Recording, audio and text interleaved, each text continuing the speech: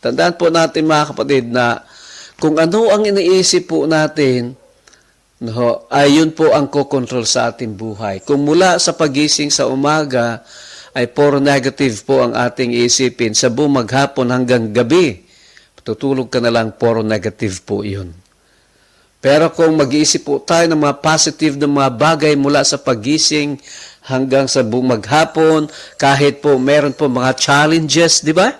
No, kahit meron mga hamon, pero puro positive po ang ating tinitingnan at ating iniisip hanggang paglubog ng araw, masaya tayo.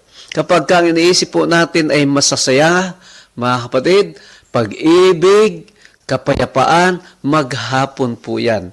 Why? Because our thoughts control our life. Kaya nga po mga kapatid, kung ano yung iniisip natin, di ba? Yun ang nangyayari sa ating buhay. Kaya nga po, kailangan ng pagbabago simula sa ating mga pag-iisip. Be careful how you think.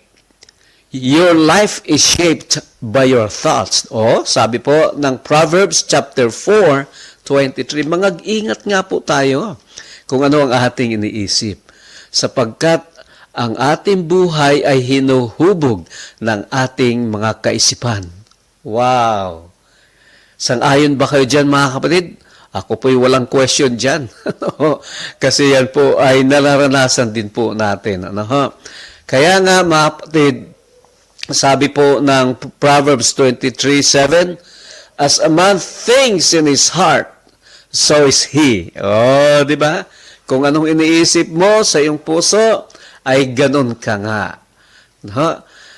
No, kaya nga po, madalas nating naririnig doon pa man, kung sinong may hinala, siyang may gawa. Okay?